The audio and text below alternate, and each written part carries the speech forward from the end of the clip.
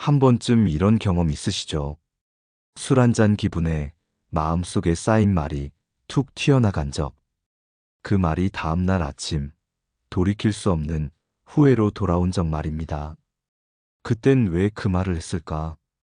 그 한마디가 인생의 방향을 틀어버릴 때가 있습니다. 가까운 가족, 오랜 친구, 믿었던 동료에게 상처를 남기고 자신도 함께 멀어지는 순간 말이죠. 정약용은 이렇게 말했습니다. 입은 재앙의 문이요. 혀는 몸을 베는 칼이다. 한 번 내뱉은 말은 다시 거두어 담을 수 없는 칼날이 됩니다. 그래서 현명한 사람은 말보다 침묵을 가까이 두었습니다. 우리는 종종 술자리에서 마음의 억눌림을 해방이라 착각합니다.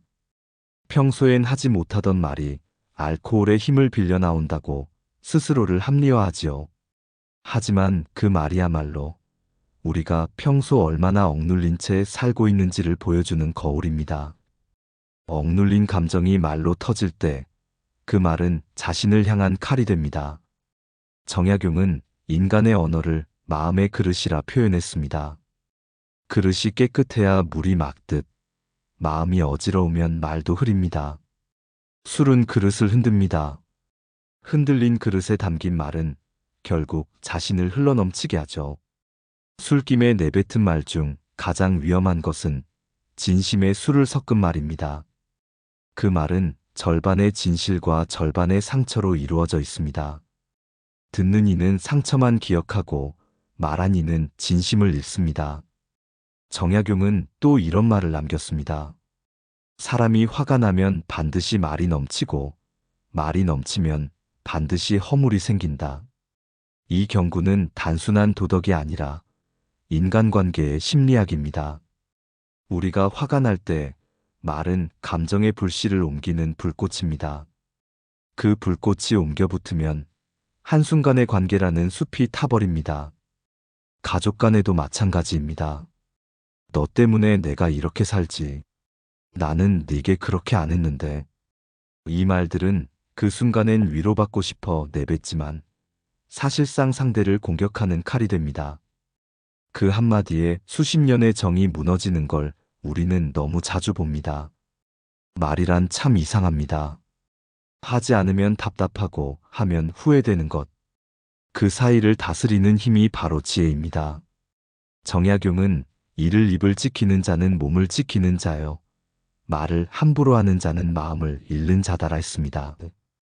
그는 인간관계를 도덕으로 보지 않았습니다. 말이라는 기술의 문제로 봤습니다.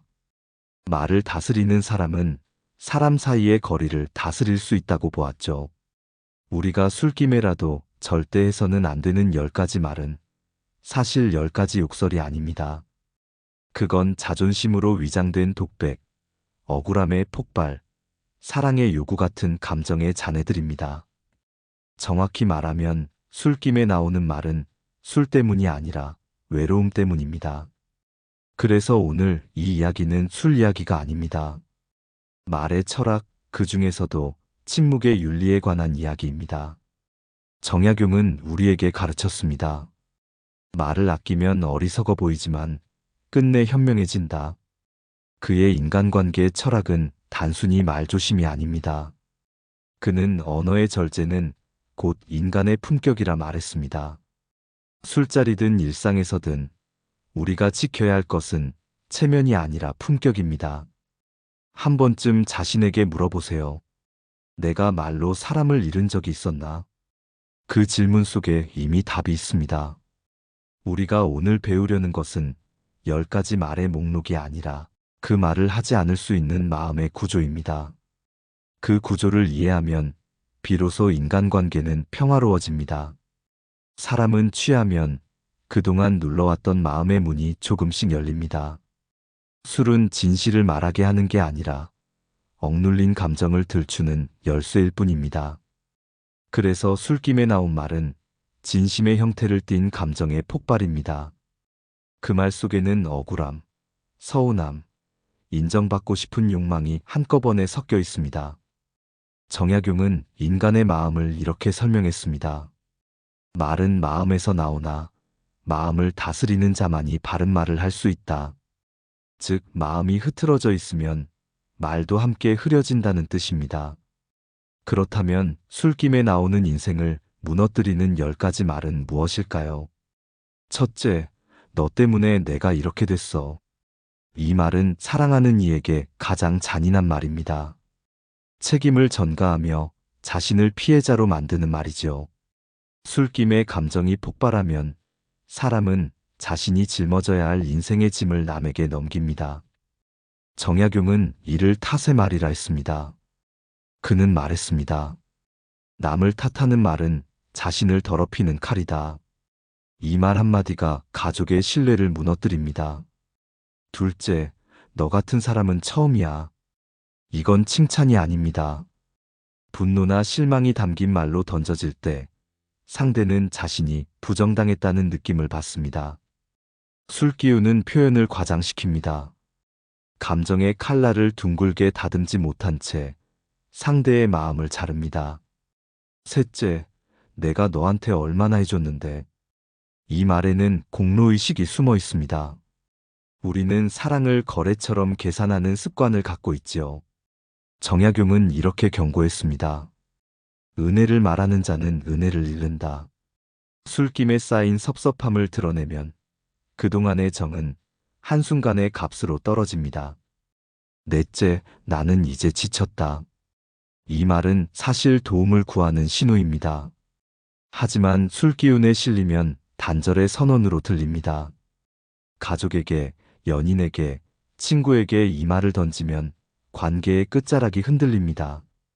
진심은 나 좀 안아줘인데 말은 이제 끝이야로 바뀌는 순간이죠. 다섯째, 나는 솔직한 사람이야. 이 말 뒤에 오는 문장은 대체로 독합니다.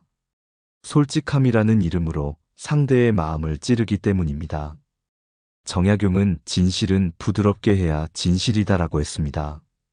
술김의 솔직함은 진실이 아니라 무방비입니다. 그 무방비한 솔직함이 결국 스스로를 외롭게 만듭니다. 여섯째, 나도 인간이야. 이 말은 자기연민의 극치입니다.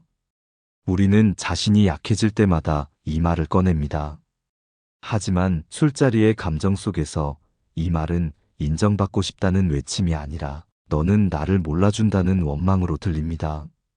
정약용은 인간의 연민을 이렇게 말했지요. 자기를 불쌍히 여기는 자는 남을 원망하게 된다.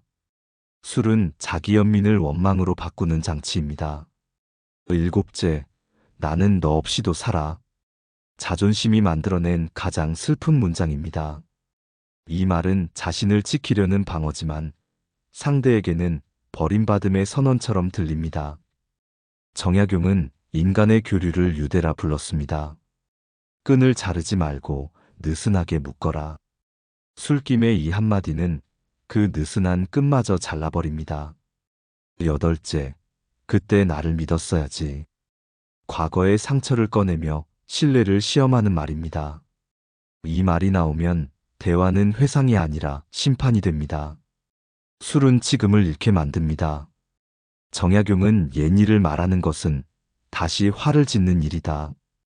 라 했습니다. 술자리에서 과거를 꺼내면 그 순간 현재의 신뢰가 무너집니다. 아홉째, 다 너 잘되라고 한 소리야. 이 말은 교묘한 자기 합리화입니다. 사실은 통제하고 싶은 마음인데 조언의 옷을 입고 나옵니다. 정약용은 이기심을 포장한 말들을 가장 경계했습니다. 좋은 뜻으로 꾸짖는다 하여도 그 말끝이 서늘하면 악이다. 이 말은 관계의 온기를 빼앗습니다. 열째, 이제 됐다. 다 끝이야. 결정적 말입니다. 그동안 쌓였던 모든 감정의 마침표이자 관계의 문을 닫는 선언입니다. 술은 이 말을 용감하게 만들지만 다음 날 후회하게 합니다. 정약용은 이런 말을 두고 말했습니다. 끊는 말은 잠깐의 위로, 잊는 말은 평생의 복이다.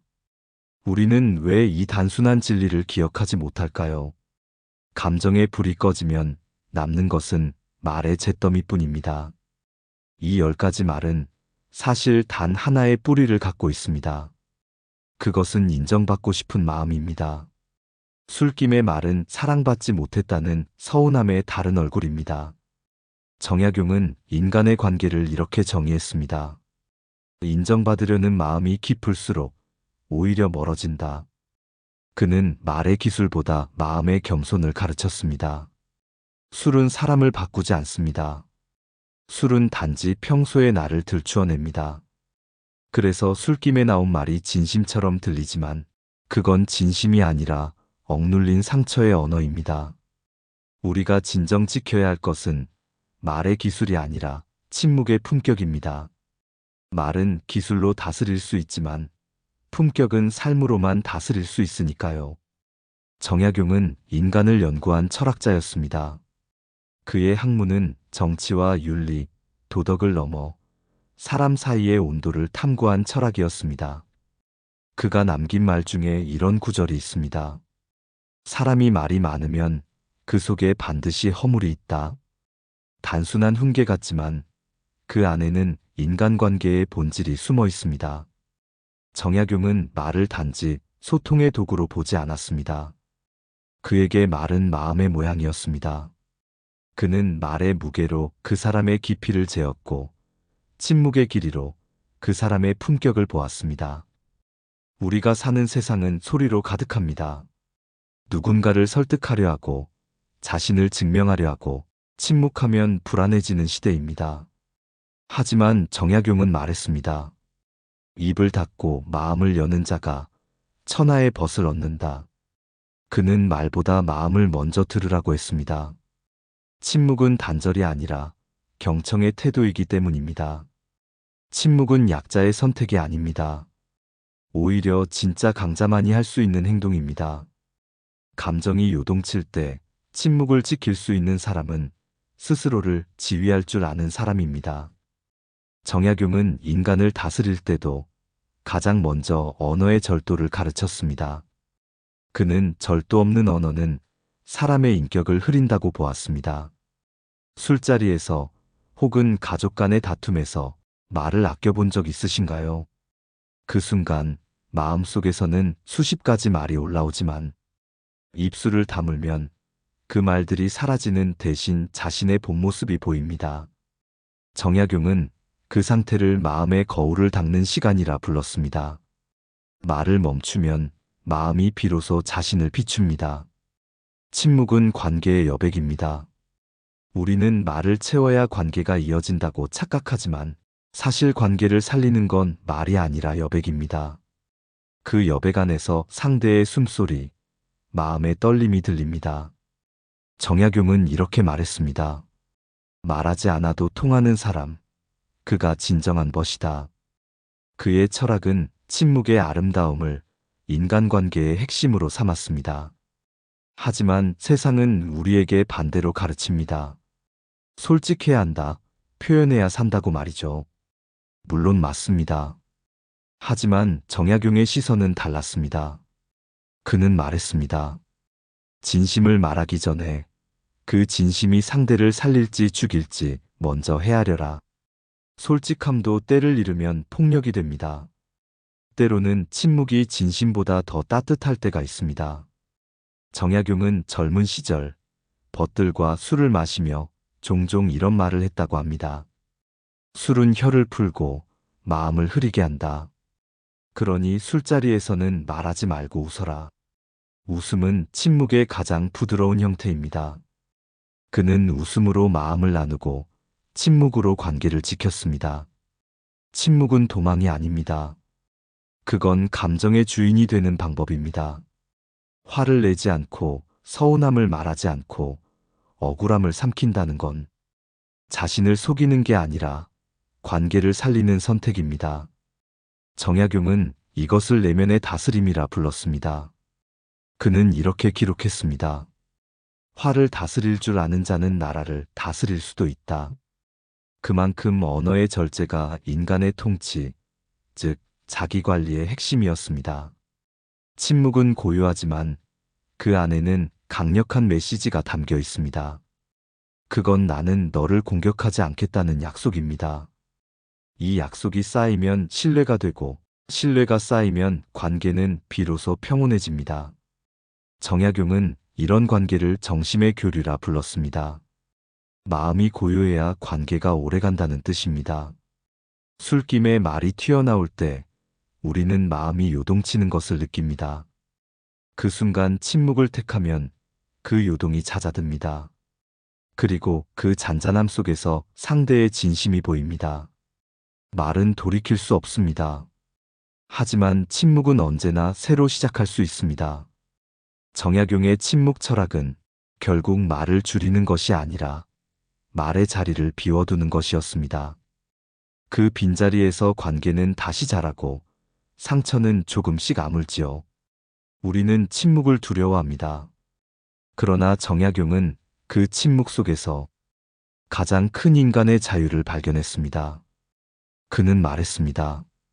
입을 닫는 순간 마음이 열린다. 그 단순한 문장이 오늘 우리의 인간관계를 지켜주는 가장 현실적인 철학입니다. 요즘은 말 한마디가 세상을 흔듭니다.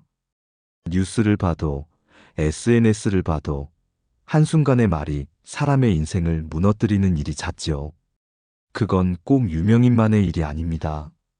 우리의 일상에서도 그 작은 말의 칼날이 얼마나 많은 관계를 끊어왔는지 생각해보면 소름이 돋습니다. 먼저 가족의 이야기부터 해볼까요? 한 중년 남성이 있었습니다. 평생 가족을 위해 일했다고 생각했습니다. 술 한 잔 들어가면 늘 이런 말을 했죠. 나는 너희를 위해 인생을 다 바쳤다. 그 말엔 분명 사랑이 담겨 있었습니다. 하지만 아내와 아이들은 그 말을 들을 때마다 숨이 막혔습니다. 당신이 우리를 위해 산 게 아니라 우리에게 기대어 산 거야. 그 말은 결국 누구도 입 밖에 내지 않았지만 그 가정의 온기를 서서히 식혔습니다. 정약용은 이 장면을 보았다면 이렇게 말했을 겁니다. 진정한 사랑은 주었다고 말하지 않는다. 말로 증명하려는 사랑은 이미 사랑이 아닙니다. 그건 계산이요, 자존심의 울음입니다. 사랑은 표현이 아니라 태도입니다. 태도는 침묵 속에서 빛납니다. 또 한 사람, 직장에서 늘 진심을 말하던 여성이 있었습니다. 팀이 힘들면 솔직히 문제점을 지적하고 개선을 요구했습니다. 그런데 어느 날 상사가 술자리에서 이렇게 말했습니다. 너는 너무 솔직해서 불편해. 그녀는 충격을 받았습니다. 나는 거짓 없이 말했는데 그게 왜 잘못일까?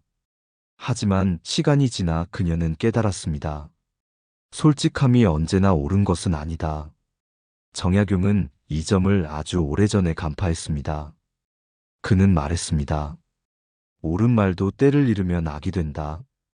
그녀의 말은 틀리지 않았지만 상대의 마음이 다친 순간엔 돌처럼 박혔던 겁니다. 그녀가 배운 것은 이 한 가지였습니다. 말에는 타이밍이, 진심에는 온도가 있다.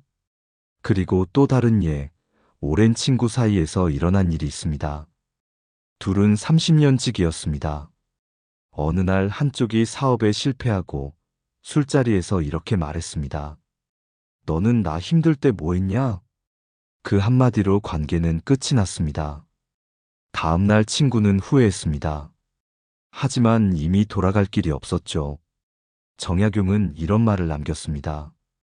허물은 입으로 생기고 후회는 마음으로 산다. 술김의 말은 순간의 후련함을 주지만 그 대가로 평생의 후회를 남깁니다. 가족, 직장, 친구. 이 세 곳은 인생의 세 기둥입니다. 그런데 이상하게도 우리는 그 세 기둥 안에서 가장 쉽게 말의 실수를 합니다. 낯선 사람에게는 조심스러우면서 가장 가까운 사람에게는 무심하게 칼 같은 말을 던집니다. 왜일까요? 정약용은 이 심리를 정확히 꿰뚫었습니다. 가까운 사람을 다스리지 못하는 자는 결코 자신을 다스릴 수 없다. 가까운 관계일수록 감정의 경계가 희미해집니다. 그래서 우리는 그 경계를 넘는 말을 쉽게 내뱉습니다. 하지만 그 말의 상처는 낯선 사람의 말보다 훨씬 깊게 남습니다. 여기서 중요한 건 말을 하지 말라는 교훈이 아닙니다. 정약용이 강조한 것은 말의 구조였습니다. 그는 말이란 단순한 소리가 아니라 마음의 움직임이 입으로 흘러나온 것이라고 했습니다. 따라서 말을 고치려면 먼저 마음을 다스려야 한다는 것이죠. 그는 이렇게 썼습니다. 마음을 바로 세우면 입은 자연히 조용해진다. 요즘 사람들은 말을 많이 하지만 마음을 비우는 법은 모릅니다. 그래서 대화가 점점 전달이 아니라 투쟁이 됩니다. 정약용의 철학은 그런 우리에게 묻습니다. 너의 말은 지금 상대를 살리고 있는가? 아니면 스스로를 증명하려는가? 이 질문은 오래 머물 필요가 없습니다. 대부분의 경우 우리는 알고 있습니다. 그 말이 상처가 될 걸 알면서도 내뱉는다는 걸요. 그래서 진짜 지혜는 입을 다무는 것보다 입을 여는 순간을 아는 것입니다. 정약용은 그 순간을 중용의 때라 했습니다. 그는 말했습니다. 때를 알고 말하면 덕이 되고 때를 잃고 말하면 화가 된다. 이 단순한 진리를 깨닫는 것이 인간관계의 가장 깊은 공부입니다. 결국 말의 문제는 기술이 아니라 성숙의 문제입니다. 술김의 말이 위험한 이유는 그때의 우리는 성숙한 내가 아니기 때문입니다. 감정이 술보다 먼저 취해버린 상태에서 그 감정이 말이라는 칼을 들고 뛰어드는 순간 우리는 자신이 아닌 타인을 베기 시작합니다. 정약용은 인생을 통찰하며 마지막에 이런 말을 남겼습니다. 혀를 다스리는 자는 천하를 다스릴 수 있다. 그 말은 권력의 은유가 아니라 자기 통제의 선언이었습니다. 혀를 다스린다는 건 결국 마음을 다스린다는 뜻이니까요. 우리가 말의 철학을 배우는 이유는 남을 위해서가 아니라 나를 지키기 위해서입니다. 내 말이 내 인생의 방향을 결정한다는 걸 우리는 나이 들어서야 비로소 깨닫습니다. 그리고 그때 이미 몇몇 관계는 멀리 떠나 있습니다. 그러니 지금부터라도 술김의 말 앞에 스스로를 멈춰 세워보세요. 그 잠깐의 침묵이 인생의 평화를 지키는 첫걸음이 될 것입니다. 정약용은 사람의 혀를 작은 군주라고 불렀습니다. 몸은 나라이고 혀는 그 나라를 다스리는 임금이라는 뜻이었죠. 군주가 경솔하면 나라는 혼란스러워지고 혀가 경솔하면 인생이 무너진다는 말입니다. 그렇다면 우리는 어떻게 그 작은 군주를 다스릴 수 있을까요? 그의 방법은 의외로 단순했습니다. 말을 줄이는 연습보다 마음을 다스리는 연습부터 하라. 정약용은 이렇게 적었습니다. 마음이 고요하면 말은 맑아진다. 즉, 언어의 절제는 침묵의 기술이 아니라 마음의 관리라는 것입니다. 그가 남긴 수양의 방법은 세 가지로 정리됩니다. 첫째, 삼성 하루 3번 자신을 돌아보기. 정약용은 하루의 끝마다 자신에게 3가지를 물었다고 합니다. 오늘 나는 남을 상하게 하는 말을 하지 않았는가? 오늘 나는 진심을 가리는 말을 하지 않았는가?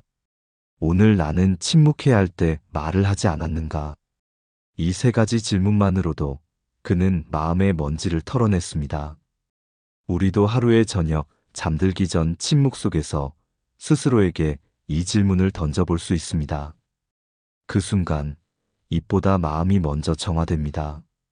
둘째, 잠언의 필사 좋은 말을 손으로 새기기. 정약용은 어린 제자들에게 늘 권했습니다. 좋은 말은 귀로 듣지 말고 손으로 새겨라. 손으로 옮기며 말의 무게를 느껴보라는 뜻이었습니다.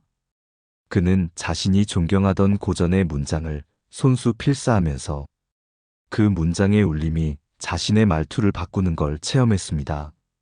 말의 습관은 문장의 향기에서 나옵니다. 좋은 말을 손끝으로 옮기면 그 향기가 일상의 언어에 배어듭니다. 셋째, 침묵의 시간 매일 자신만의 조용한 시간 갖기. 정약용은 제자들에게 하루에 한 번 말하지 않고 생각만 하는 시간을 가졌다고 합니다. 그는 침묵의 시간은 혀의 목욕이다라 했습니다. 침묵은 단순한 정적이 아니라 내면의 공기 정화입니다. 우리가 매일 몇 분이라도 말을 멈추고 숨을 고른다면 그 잠깐의 고요 속에서 감정이 식고 생각이 맑아집니다.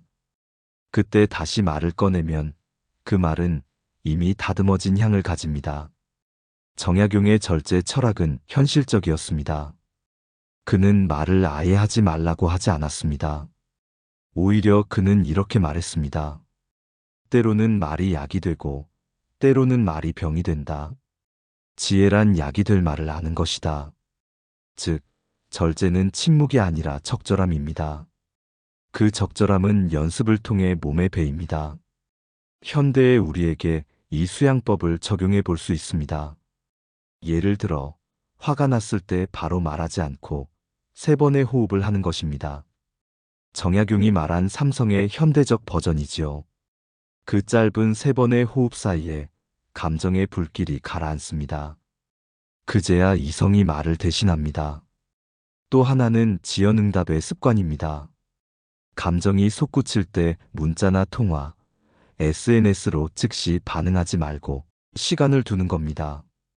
정약용은 말했습니다. 성급한 대답은 어리석은 말의 어머니요.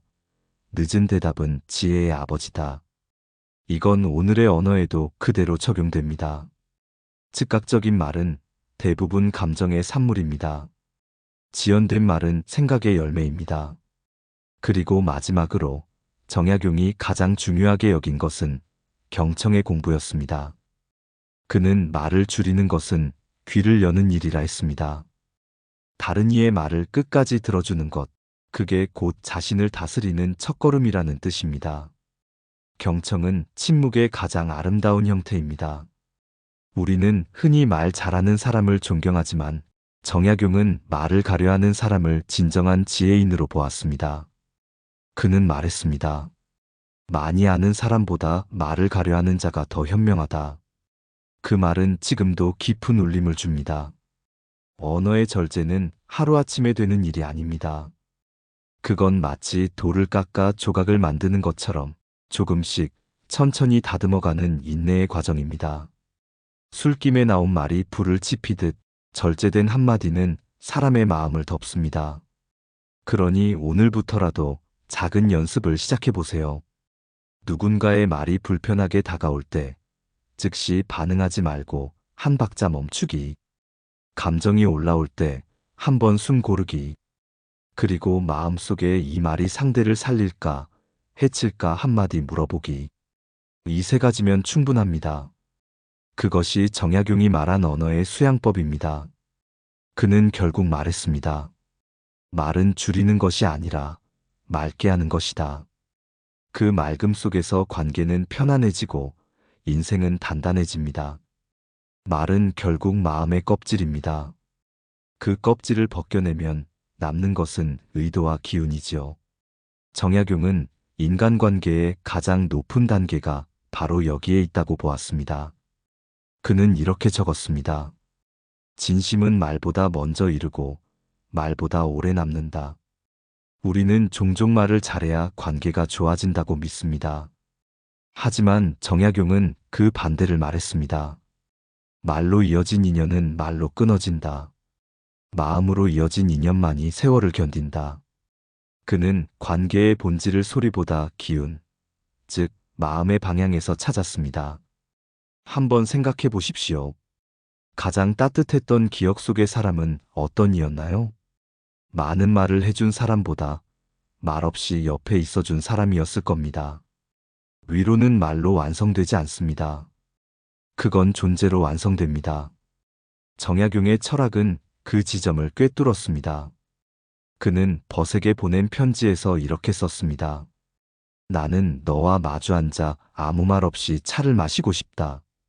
그 고요 속에서 내 마음이 내 마음을 알 것 같으니. 이 한 줄은 정약용의 무언의 소통론이라 부를 만합니다. 말로 설득하는 대신 마음으로 공명하는 경지. 그는 거기서 관계의 본질적 평화를 보았습니다.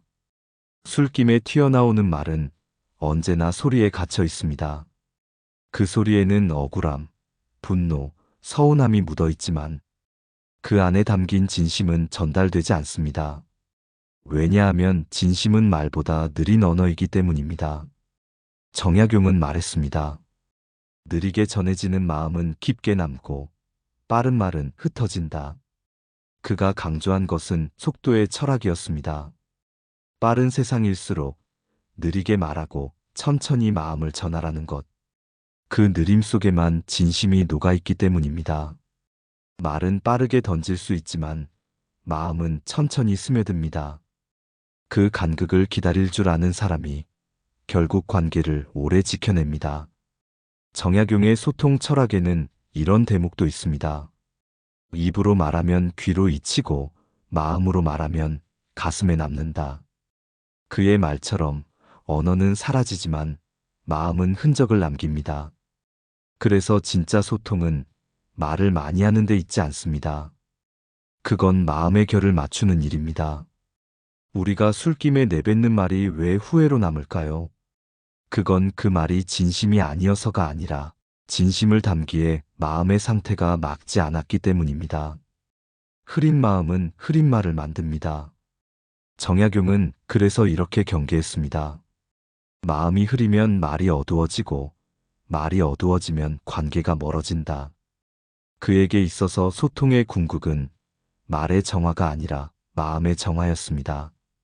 말로는 전할 수 없는 마음이 있습니다. 그 마음은 침묵 속에서 오히려 더 잘 전달됩니다. 사랑도, 후회도, 그리움도 결국은 침묵 속에서 자랍니다. 정약용은 이 사실을 일찍이 알았습니다.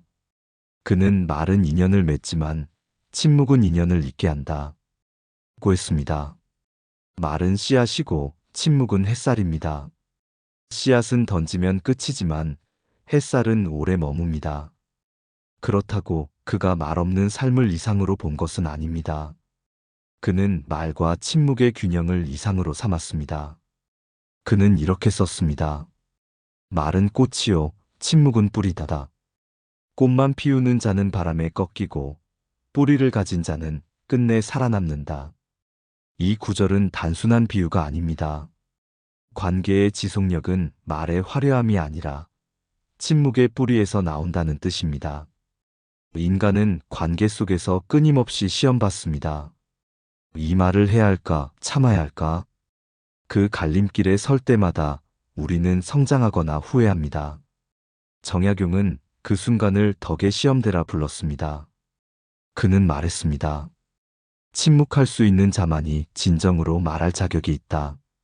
즉, 말은 능력이 아니라 품격의 결과라는 뜻입니다. 이제 우리는 이런 질문을 던져야 합니다. 나는 말로 사람을 세우고 있는가? 아니면 말로 나를 드러내려 하고 있는가? 그 물음에 답하지 못한 채 쌓이는 말들이 결국 인생의 무게가 됩니다. 정약용이 평생에 걸쳐 깨달은 것은 이 한 문장으로 요약됩니다. 좋은 말은 사람을 남기고 나쁜 말은 그림자를 남긴다. 우리가 남길 것은 그림자가 아니라 향기여야 합니다. 그 향기는 언어의 절제가 만들어냅니다. 지금 이 순간에도 누군가는 술김에 내뱉은 한마디로 평생의 인연을 잃고 후회 속에 삽니다. 또 누군가는 참았던 한마디 덕분에 평화를 얻고 있습니다. 이 차이는 단 몇 초의 침묵에서 갈립니다. 그 몇 초의 침묵, 그것이 정약용이 말한 인생의 관문입니다. 그 문턱을 넘는 사람만이 말의 철학을 삶으로 살아내는 사람입니다. 정약용은 평생을 통해 인간관계의 비밀을 탐구했습니다. 그가 끝내 도달한 결론은 단 하나였습니다. 말을 다스리는 자는 인생을 다스린다. 그의 철학은 학문이 아니라 삶의 방편이었습니다. 술김에 나온 한마디가 왜 인생을 무너뜨리는가? 그건 그 말이 단순한 소리가 아니라 우리 마음의 불안을 그대로 드러내는 거울이기 때문입니다. 술은 그 거울을 흐리게 하지만 말은 그 속을 드러냅니다. 그래서 술김의 말은 항상 후회로 돌아옵니다. 우리는 종종 말을 하지 않으면 속이 병든다고 말합니다. 하지만 정약용은 거꾸로 보았습니다. 말을 함부로 하면 마음이 병든다. 말은 발설의 행위가 아니라 내면의 상태입니다. 따라서 우리가 말을 아끼는 것은 억압이 아니라 자기 보호입니다. 술김에라도 하지 말아야 할 10가지 말. 그것들은 사실 말의 목록이 아니라 마음의 징후였습니다. 그 말들은 모두 인정받고 싶은 마음, 억울한 마음, 사랑받고 싶지만 표현하지 못한 서운함에서 나옵니다. 정약용은 그 마음을 인정의 굶주림이라 불렀습니다. 그리고 이렇게 덧붙였습니다. 굶주린 마음은 아무리 좋은 말로도 배부르지 않는다. 다만 침묵 속에서 스스로 채워야 한다. 그가 말한 침묵은 냉정한 무언이 아니었습니다. 그건 자기 성찰의 시간, 관계의 숨고르기였습니다. 그는 제자들에게 늘 이렇게 가르쳤습니다. 화를 입으로 풀면 불이 되고 마음으로 다스리면 빛이 된다. 그는 침묵을 통해 감정을 태워 빛으로 바꾸는 법을 알았습니다. 그렇다면 우리는 언제 어떤 말을 멈춰야 할까요? 그의 가르침을 빌리면 이렇게 3가지로 정리할 수 있습니다. 첫째, 화가 났을 때. 그때의 말은 불의 언어입니다. 그 말로 타는 것은 상대가 아니라 나 자신입니다. 둘째, 억울할 때. 그때의 말은 증명의 언어입니다. 정약용은 말했습니다. 억울함은 침묵으로 지켜라. 진실은 세월 속에서 스스로 말한다. 셋째, 사랑할 때. 사랑의 말은 조심스럽게 해야 합니다. 술김에 터지는 사랑의 고백은 대부분 상처의 포장일 뿐입니다. 사랑은 표현이 아니라 배려의 형태로 남을 때 가장 깊습니다. 그는 우리에게 이렇게 속삭입니다.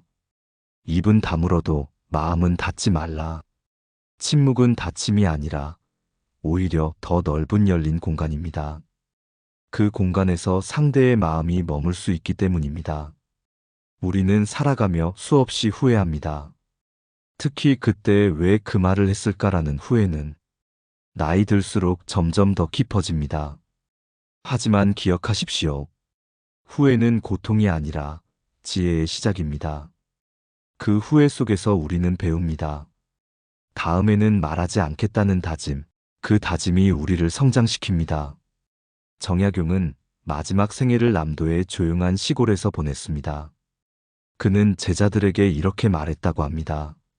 세상은 말로 시끄럽지만 진리는 침묵 속에 있다. 그의 말은 인생의 결론이었습니다. 세상이 아무리 요란해도 마음의 고요를 지키는 자가 결국 평화에 이릅니다. 술김의 한마디로 관계가 깨지고 한순간의 자존심으로 평생의 인연을 잃는 세상 속에서 정약용의 가르침은 여전히 유효합니다. 말은 흘러가지만 품격은 남는다. 이제 우리도 그 품격을 선택해야 합니다. 화가 나도 억울해도 서운해도 그 순간 침묵을 택할 수 있다면 우리는 이미 반쯤은 현자의 길 위에 서 있는 것입니다. 그리고 마지막으로 그가 남긴 짧은 한 문장을 오늘의 마무리로 남깁니다. 말을 이기려 하지 말고 마음을 남겨라.